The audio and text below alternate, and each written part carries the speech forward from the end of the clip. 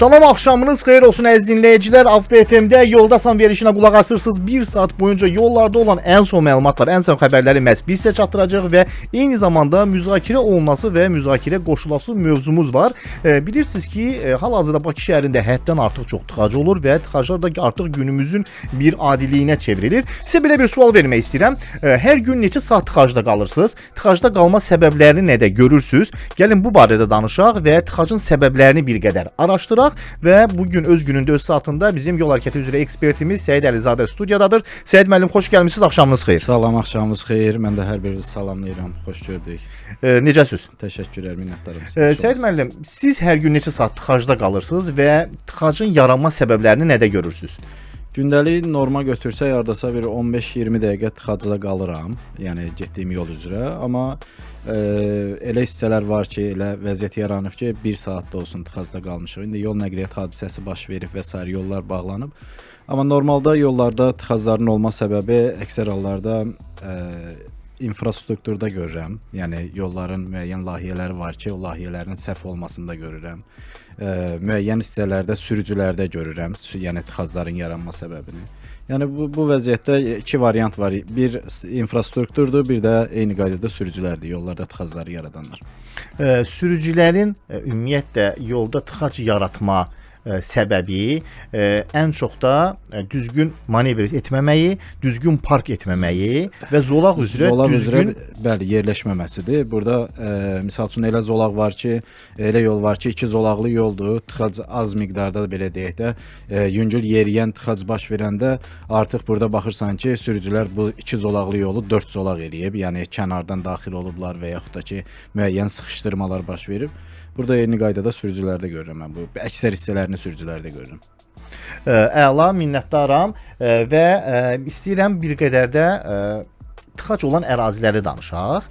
Tıxac ümumiyyətlə fikrinizcə paytaxtımızda ən çox hansı ərazilərdə tez-tez baş verir? Elə tıxac götürək Heydər Əliyev prospektindən, yəni səhər saatlarında və indi hər kəsin bildiyimiz, yəni işdən çıxma saatlarında tıxaclar daha çox olur. 20 yanvar dairəsi istiqamətində gedən yollarda tıxaclar çox baş verir. Şəhər daxili yollarda, əksər yerlərdə tıxaclar, Ziya Bünyadovda və s. burada tıxaclar baş verir. Amma şəhərdən kənar yollarda elə də tıxac olan hissələr yəni yoxdur. Ola bilər bir 5 dəqiqəlik, 3 dəqiqəlik, yəni yavaş yeriyən olsun, amma tıxaclar əksər hallarda şəhər mərkəzi yollarda. Sıxlıq olar, tıxac olmaz. Hə, tıxac olmaz. Mən dünən çox maraqlı idi ki, bilməm fikir verdiniz, vermədiniz. Dünən çox böyük bir tıxac var idi yollarda. Düz aeroport şosesinə qədər, aeroport şosesindən Zığ istiqamətində olan əraziyə qədər demək olar ki, biz çox asta sürətlə hərəkət elədik. Normalda Koroğlu metro stansiyasına qədər, orada da ki yol ayrılığına qədər biz orada görürük ki, sıxlıq var. Amma ümumiyyətlə yollarda ən çox gördüyümüz və nəzər yetirdiğimiz məsələlərdən biri də nədir? Tıxacın olub, amma davam edilməli şəkildə. Yəni ki, davamlı şəkildə yol gedir. Yəni tıxac davam edir, amma biz bunu ümumiyyətlə görmürük nədə? Görmürük deməli Heydər Əliyev prospektindən Koroğlu istiqamətinə keçirik.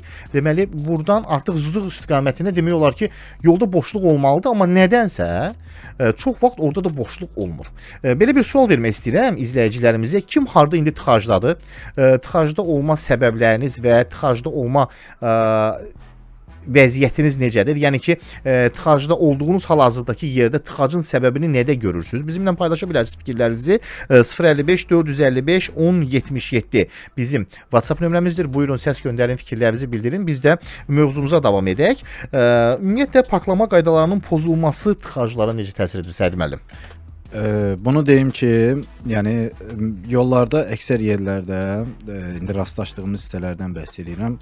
2 zolaqlı yolun bir zolağına, yəni ayna parklama hissəsi salıb, yəni yolda parklama məntəqəsi salıb. İndi parklama yeri fərqli anlayışdır, parklama məntəqəsi fərqli anlayışdır. Bunu da izah verim. Parklama məntəqəsi yolun hərəkət hissəsində nəqliyyat vasitələrinin parklanması üçün nəzərdə tutulan meydançalardır. Amma parklama yerləri isə yaşayış məntəqələrinin hüdudlarında, yoldan kənarda, yəni yaşayış məntəqələrinin hüdudlarında avtomobillərin parklanması üçün nəzərdə tutulan nişanlama xəttləri vasitəsilə ayrılmış yer və meydançalardır. mən yəni aynaya qayıtsaq, aynanın o dediyim müəyyən layihələri var ki, o hissələrdə ümumiyyətlə parklama hissələri salmamalıdırlar. Yəni iki zolaqlı yolda birini avtobus zolağına verib, birini nəqliyyat vasitələrinin hərəkəti üçün nəzərdə tutmalı. Sonra iki zolaqlı yolda bayaq da bildirdim, bir zolağa bizdə belə deyək də paralel var, bir də perpendikulyar vari parklama var. Yəni perpendikulyar şəkildə parklama nişanlanması və ya nişanları ilə ayrılır. Bu da əksər hallarda sürücülərin həm narazılığına səbəb olur, tək sürücülərin yox, digər yol hərəkət iştirakçılarının, həm də tıxacların yaranmasına səbəb olur. Bir qədər də bu parklama məsələsini bir qədər də geniş izah edək, Səid müəllim. Nəyə görə? Çünki çox vaxt bizim sürücülər mağaza qarşısındakı parklanma ilə sıravi parklanmanı bir qədər səhv salırlar. Ümumiyyətlə parklama yerlərində əgər parklama üsulu nişanları var, indi sürücülərimiz bunları daha yaxşı bilər, indi görmüş olarlar. Parklama üsulu nişanları 9 növ üsul var. Səkiyə çıxartmaqla, qismən səkidə saxlamaqla, səkiyə paralel və yaxud da ki perpendikulyar şəkildə parklanma. Əgər parklama üsulu nişanları yoxdursa, sırf parklama yeridir, amma parklama üçün üsul hansı formada parklama nişanı yoxdursa, biz nəqliyyat vasitəsini səkiyə paralel şəkildə parklamalıyıq. Amma əksər sürücülərimiz paralel şəkildə parklama yerlərində indi bunu adətən yük avtomobillərində görürəm, yəni qazel və yaxud da ki digər nəqliyyat vasitələrinin sürücülərində onlar perpendikulyar şəkildə parklayır. Nəqliyyat vasitəsinin yarısı parklama yerində olur. Amma digər yarısı isə arxa tərəfi və yaxud da ki arxa səkiyə parklayıbsa, qabaq tərəfi gəlib ikinci zolağa çıxır. Artıq burada da həm qəza şəraitinin yaranmasıdır, həm yol nəqliyyat hadisəsinə səbəb olmadı, həm də eyni qaydada tıxacların yaranmasına səbəb olmadı. Artıq bizə canlıdan da yazan var ki, hər səhər Yasamaldan mərkəzə 40 dəqiqəyə getdiyim məsafəni indi 1 saat yarıma qət edirəm. Ən çox da səhər məktəb və uşaq bağçaları qarşısında yaranan tıxaclar əsəbləri korluyur. Bu təbii olan məsələdir. Biz bunu zaten dəfələr demək olar ki, hər verişimizdə burada vurğulayırıq. Çünki dəfələrlə deməyimizə, bildirdiyimizə baxmayaraq məktəblərin yanında paralel küçələrdə, yəni ona yaxın məsafəli ərazilərdə biz özümüz də demək olar ki, Səid müəllimdən hər gün səhərlər bunu yaşayırıq, görürük. Çox təəssüflər olsun ki, məktəbin yanında paralel küçələr boş olduğu halda hamı səhər tezdən məhz məktəbin qarşısında avtomobilini park edib qarşısında parklaması başqa bir məsələ. Sırf məktəbin giriş hissəsində, yəni qapının, darvazanın ağzında parklaması o tamam fərqli bir anlayışdır. Bizdə biri var məktəbə yaxın parklayasan, yəni məktəb ərazisində parklayasan. Biri var ki, bizim əksər sürücülərimiz, valideynlərimiz deyək, onlar istəyir ki, övladlarını elə 1 metr məsafədə dayandırıb, yəni nəqliyyat vasitəsini dayandırıb 1 metr məsafə ilə yola salsın. Gör elə o sentyabrın əvvəlində, əvvəl sentyabrın 1 idi, sentyabrın 15 idi. Gör o vaxtı uşaq məktəbə gedən zaman kimlər gəlir? O uşağı məktəbə aparmağa, məktəbdən qəbul eləməyə, bəli, yəni uzun məsafəyə yola salırlar, o təbii olan bir şeydir. Bir də nəyi bildirmək istəyirəm, bu gün nə ilə rastlaşdım yeri gəlmişkən. Deməli, bir xanım səhər tezdən işə gecikdiyi üçün gəldi məktəbin qarşısında saxladı. Uşaq, körpə uşaqdır. Deyərdim ki, yəqin ki, 2-ci sinifdə oxuyardı, 2-ci, 3-cü, yəni ibtidai sinif şagirdi idi. Düşdü maşından. Orada da, yəni bildiyimiz kimi yol dayanmadan işləyir və hamı da gəlir uşağını yenə də məktəbə gətirmək istəyir. Uşağı məktəbdə düşürür və yola salır ki, get.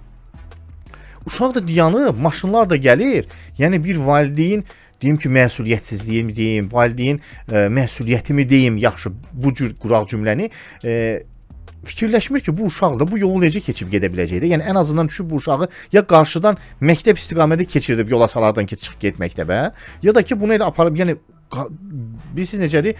Əks yolda düşürt və uşağa deyir ki, get, mən tələsirəm işə. Uşaq bir addım atmaq istədi, bir maşın gəldi. 2 addım atmaq gördüm, alınmır. Uşağın əlindən tutdum, yolu keçirtdim, yola saldım məktəbə. Valideyn sağ ol demədiniz. Yox, valideyn sağ ol deməkdən əlavə, yəni ki, valideyn hələ üzr istəyirəm, bilirsiniz necədir, valideynin biraz etinasızlığı da məni biraz, necə deyərlər, özümdən çıxartmadı. Sadəcə olaraq, yəni, bu körpə uşaqdır da, yəni ki, sabahları o da böyüyəndə öz övladına qarşı belə edəcək.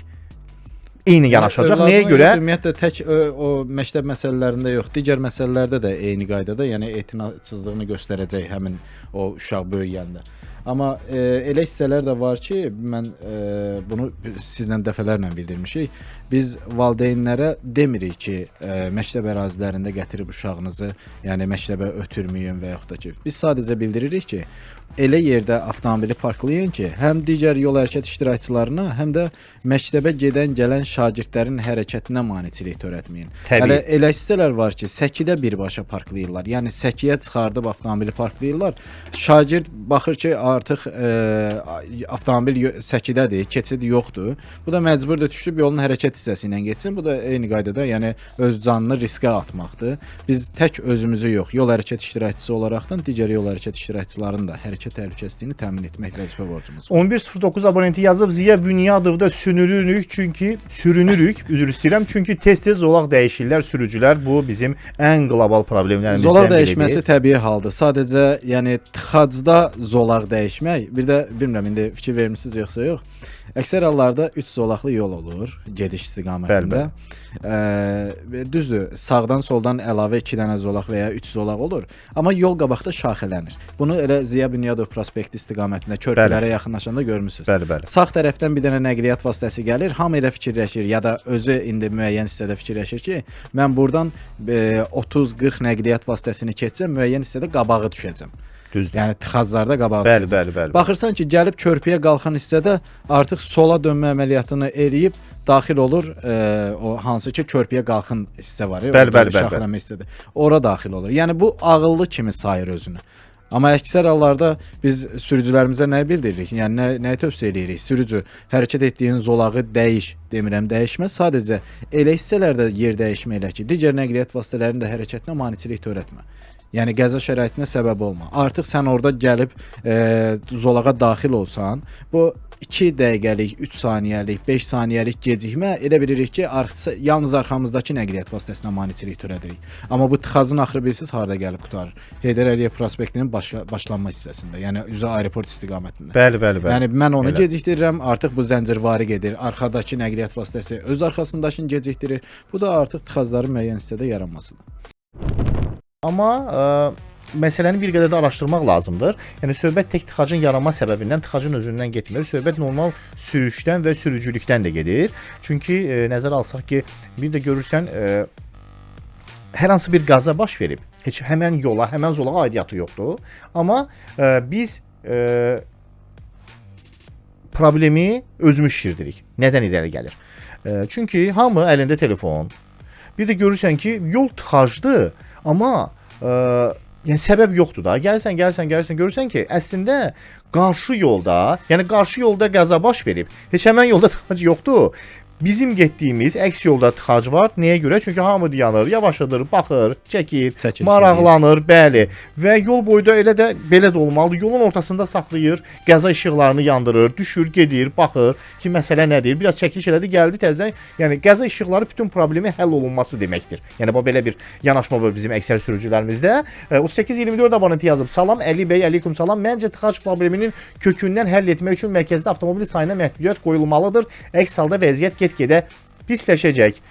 Zaten də qoyulacaq. Biz gələn il artıq bunu gözləyirik. Bu barədə danışmışıq. Şəhərin mərkəzinə giriş ödənişli olacaq və ödənişli olduğu təqdirdə də sırf mərkəzi yollarda müəyyən hissələrdə ödənişli olacaq, amma o həmin yollardan kənar şaxələnən hissələrdə ödəniş qoyulmayacaq. Yox, təbii əlbəttə də. Yəni mən belə başa düşdüm ki, amma bir nüans da var, Səid müəllim. Tamam, orada tıxac yoxdur. Amma bu getdiyimiz misal üçün də ənənəvi yolda tıxac var, düzdür? Ənənəvi yolda. Sən əlinin papağını vəlinin başına qoymaq kimi bir şeydir. Yəni burada tıxac yoxdur, bunlar bu hissədən getməyəcəklər, amma digər yollara artıq ara yollar deyirik də, yəni o məhəllə içi, həyət ərazilərindən keçən yollara daxil olanda artıq tıxaclar orada baş verəcək. Yəni bu artıq digər nəqliyyat vasitələri və ya turist kimi şəhərimizə gələn qonaqlar artıq bunu görməyəcəklər. Çünki tıxaclar baş verəcək burada. Amma bunun qarşısını almaq üçün müəyyən layihələr var. İrəlidə də indi bu layihələri artıq həyata keçirsələr, tıxacların yaranma hissəsini və ya harda yaranır, harda baş verir, qəzalar daha çox harda baş verir, bunların aradan qaldırılması üçün müəyyən layihələr var. Digər dinləyicimiz yazıb. 0723 abonenti şəhərin mərkəzində hər küçədə təmir gedir. Alternativ yol qoyulmur. Məncə işlər gecə aparılsa tıxac azalardı. Bunu 0723 abonenti yazır. Qısa müddətli əgər yol işləri gedirsə, düzdür. Gecə aparılsa daha yaxşı olar. Yəni sırf qısa müddətli yol işi gedəcəksə. Aha. Amma uzun müddətli yol işləri gedəcəksə, artıq burada alternativ yollar barədə fikirləşmək lazımdır. Yəni yol işlərinə başlamazdan əvvəl yol hərəkət iştirakçılarının hərəkətini, onlar üçün yəni hansı yollar daha alternativ yollardır, hansı yollar daha qısa vaxt zaman ərzində qət edilə biləcək yollardır. Bunları nəzərə alınıb ondan sonra yol təmir işlərinə başlamaq lazımdır. Amma bir nüans da var da, onların da iş saatı gündüz vaxtıdır da, gecə vaxtı deyil axı. Gündüz icazə versinlər, getsinlər, yəni istirahətini eləsinlər, gecə saatlarında başlasınlar. Yəni bu görmədiyimiz, bilmədiyimiz bir şey deyil ki, yəni qurumlarda artıq bunlar var. Gündüz saatlarında əgər sırf yol işləri gedirsə, yəni intensiv yol hərəkətidirsə, 6 zolaqlı, 5 zolaqlı yoldur, daimi burada hərəkət varsa, axın varsa, bu yolda təmir eləmək istəyirəmsə, mən gecə saatlarında təbii ki başlamalıyam. Misal üçün Dədə Qorqudda bu gördüyünüz təzə ki zolaq salır. Düzdür, o müvəqqətidir. Yeni zolaq salırlar orada. Bilmisiniz də Dədə Qorquddan aeroport şosesinə çıxmaq yolunda yol ayrıcıları salırlar. Əslində təqdirə layiqdir. Nəyə görə? Çünki orada vacib idi.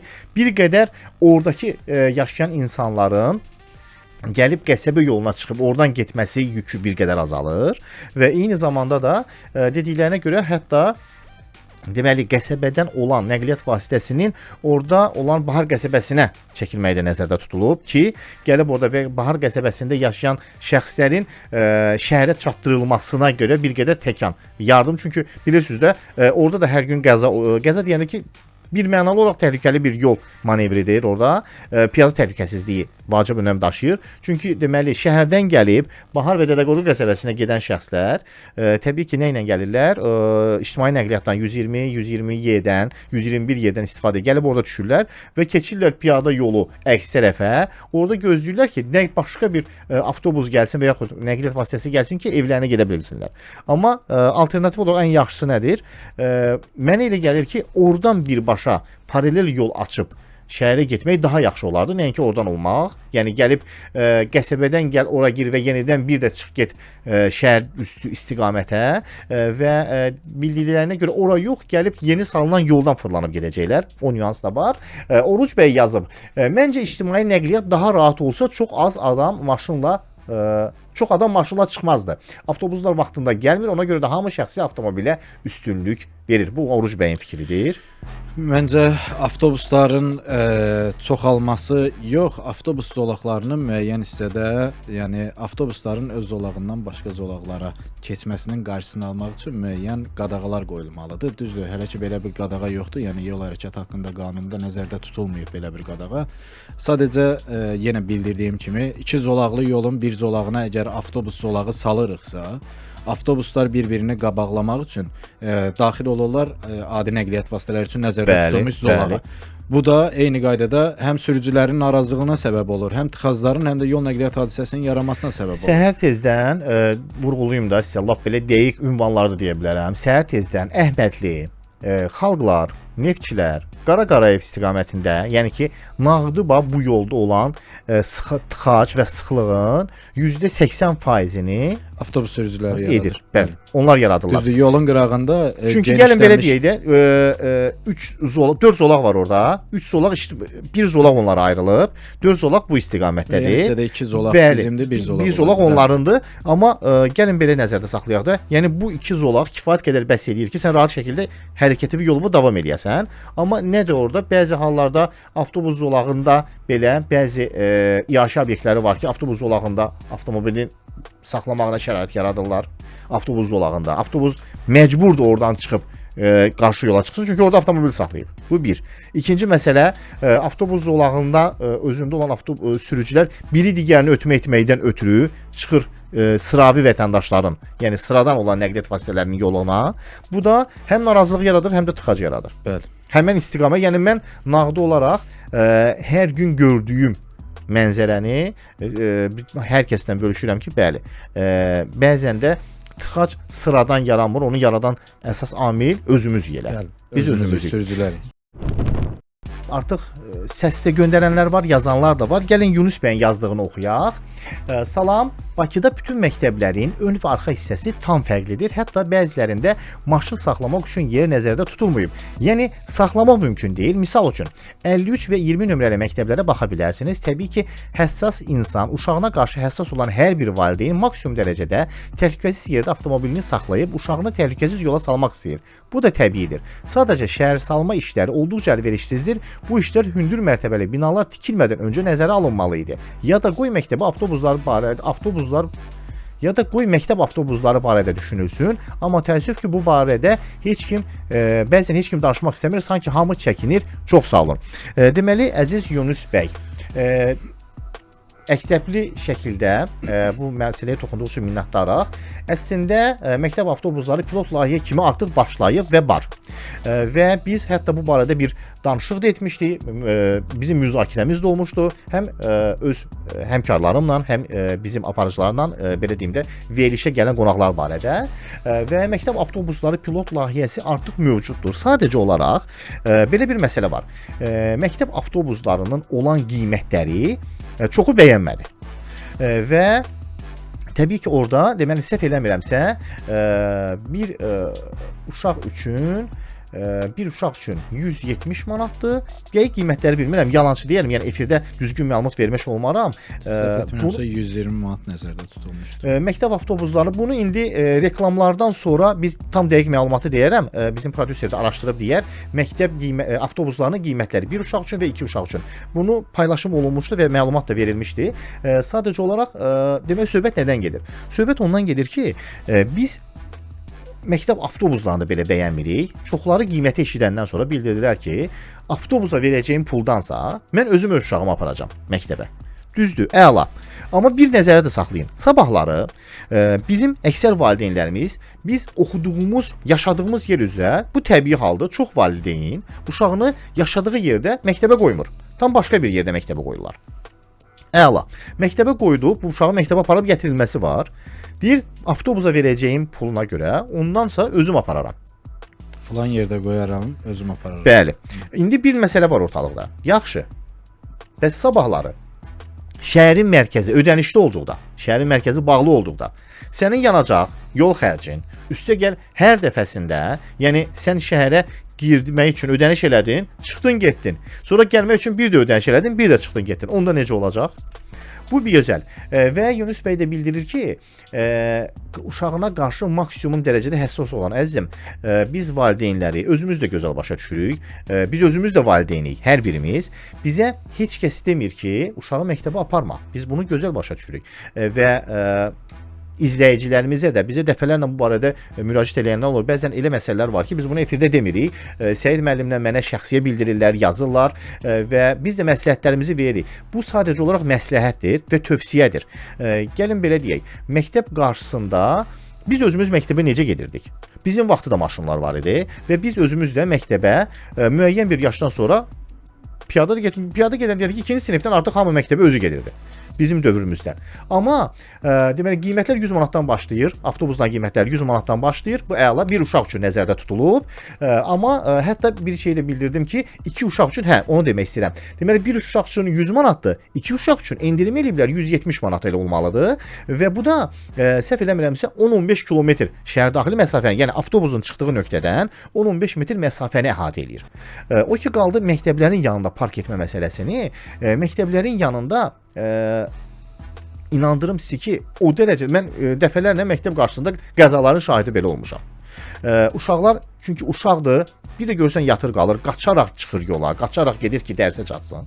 Və ani o tormozlanmaları belə görmüşəm ki, fikir vermir, yaxud uşaq o tindən çıxır, məktəbin binanın tinindən çıxır, qaçır yola çıxanda maşından üzbəüz yanır. Bizim dediyimiz odur. Yəni, nə olar ki, biz məktəbin qarşısında yox, ondan hardasa bir 20-30 metr qıraqda saxlayaq. 20-30 metr.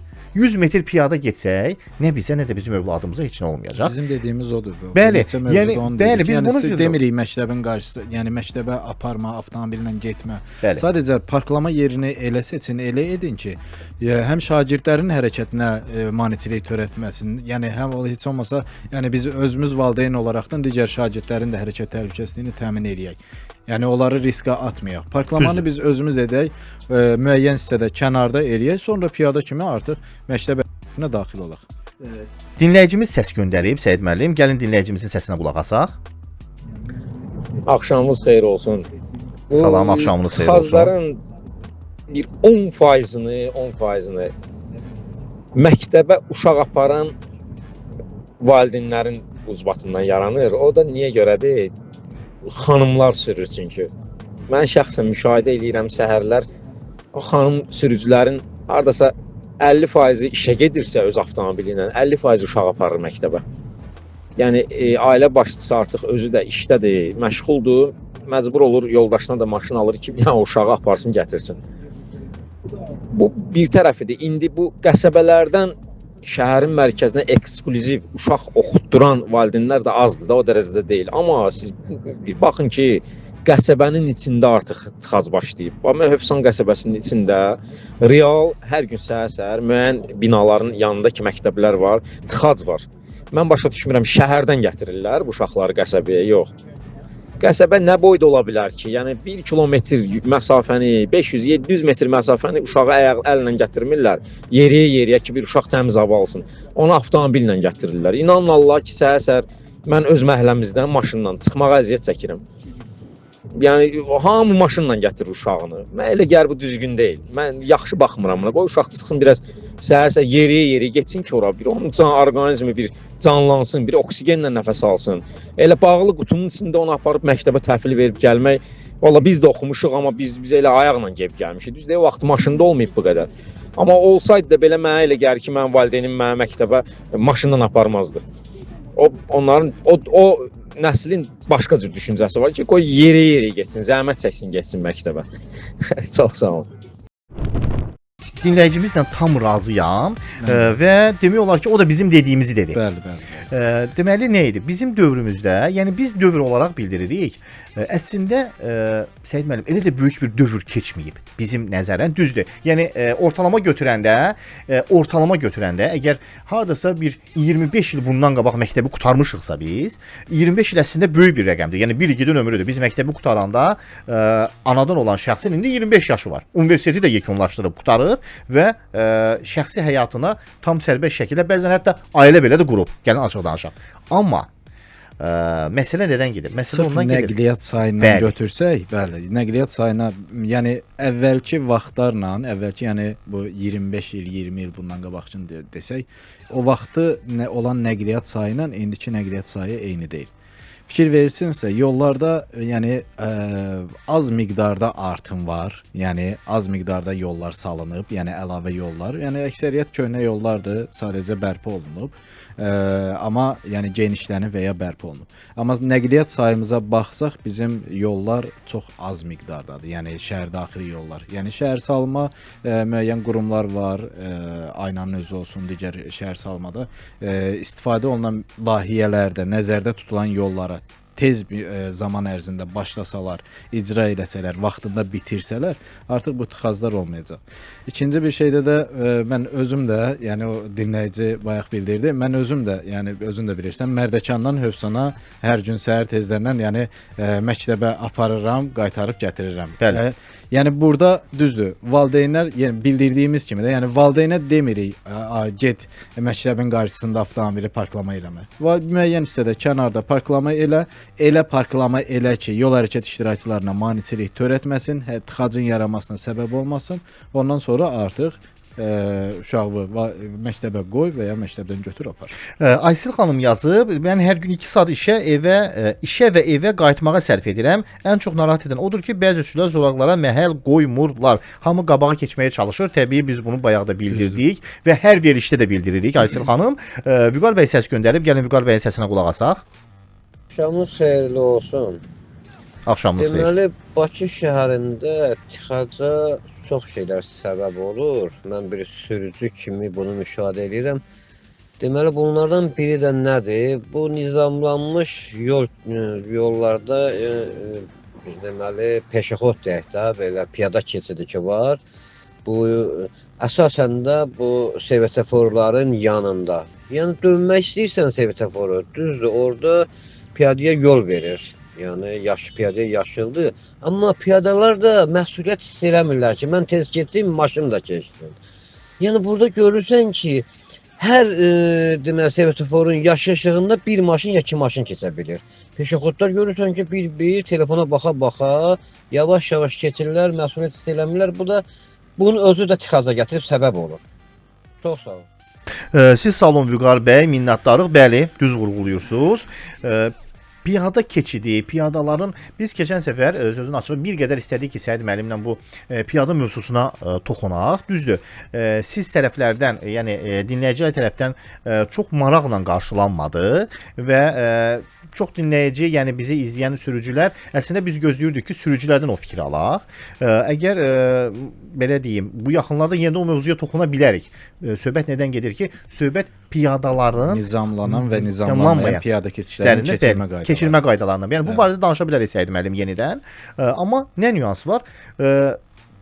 Piyada yolu keçərkən, söhbət nədən gedir? Piyada yolu keçərkən nizamlanan piyada keçidləri ki var, ona belə məhəl qoymurlar. Yəni ki, görürsən, mən keçən səfər yadınızdadır, biz hətta qəsəbədən belə danışdıq. Qəsəbəsindən danışdıq ki, nizamlanan piyada keçididir və etirazını bildirəndə deyir bura qəsəbədir. Qardaş, qəsəbənin olmağı nəsə xüsusi bir rol oynamır burada. Yol hərəkəti qaydasının pozulmasında. Birincisi, yəni bəzi vətəndaşlarımız bu svetoforun siqnallarını bilmir. Bəziləri bilir, əməl eləmir. Səid müəllim, sözünüzə qüvvət, bircə dəqiqə, onu da vurğulayım. Nəinki qəsəbədə, şəhərin mərkəzində belə bizim piyadalar piyada keçidlərinə məhəl qoymurlar. Bu bir mənalı olaraq belədir. Bəli, mən həftə sonu Nərimanov metrosunun qarşısında nizamlanan piyada keçidlərində özü də kimlər? Ən çox da xanımlar yolu necə gəldi keçirlər? Təsəvvür edin ki, iş o yerə çatmışdı ki, deməli yolu parkingin əməkdaşları ki var orada, tutub qolundan dala çəkdi ki, ay xanım, sən özünü niyə maşının qabağına atırsan da? Yəni o yazıq deyilmi? Deyir, həm özü, həm digər sürücülər bədbəxt. Deyir, tələsirəm məni. Deyir, tələsirəm, avtobus gedirdi. Başla dönüm. Avtobusun getməyi, avtobusa tələsməyi. Yəni ay solda ona çata bil. Söhbət ondan gedir. Nə ona çata biləcəksən, nə özü, yəni avtobusa çatmaq bu qədərmi həyatı vacib məsələdir. Maksimum buna çatmıyor. Özü də maraqlı bir nədir? Həmin avtobuslardan da 3-ü dalbadaldı yanıb. Yəni maksimum arasındakı interval 3-5 dəqiqədir. Birini buraxdıqdan sonra digərinə çata biləcəksən sən. Amma nə olsun? Bizim piyadaların bu cür məsuliyyətsizliyi var bir mənalı olaraq. Axşamınız xeyirli olsun. Yaxşı olar ki, məktəblilərə hansısa bir güzəştlər olsun. Keçən səfərdə bu barədə mövzu var idi, hansı ki, avtobusların qiyməti qalxırdı həmən ərəfədə. Söz verdilər ki, ay nə bilim, təzə layihə hazırlanır, məktəblilərə güzəşt olacaq. Bu olmalıdır da, uşaqlar çünki əziyyət çəkir. Hər gün bir evdən 3 uşaq məktəbə gedir, 5 manat, 3 manat, 4 manat yoxluya pul xərcləyir.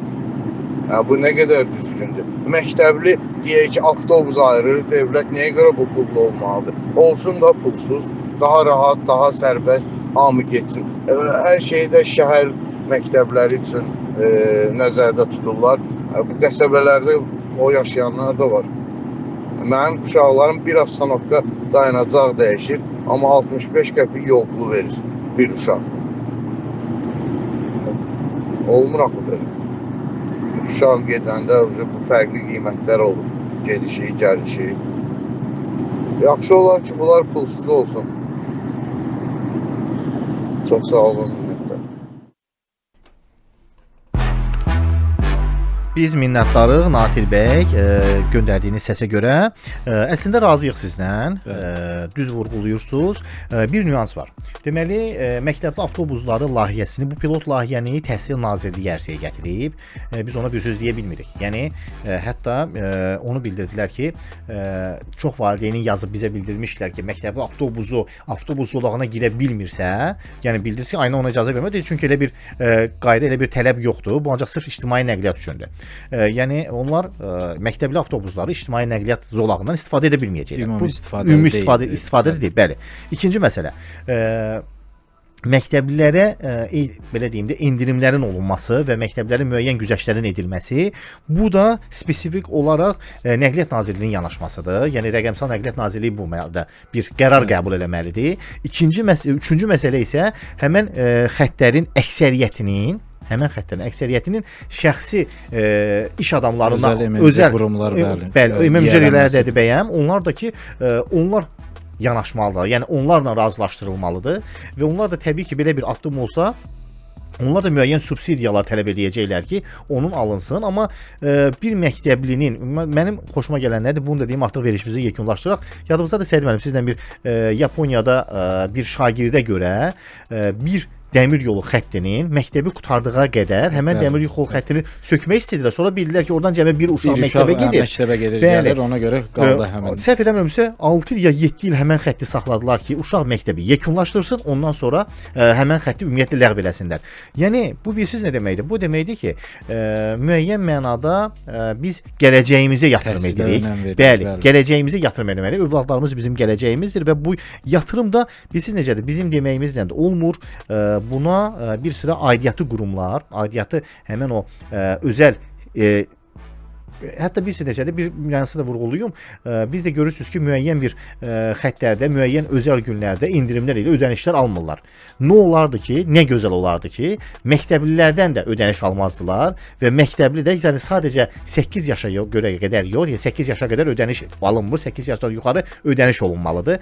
Sırf məktəblilərdən, məktəbli formasında, məktəbli formatında geyinən hər bir uşaqdan məktəb yol pulusu alınmasaydı da gözəl olardı.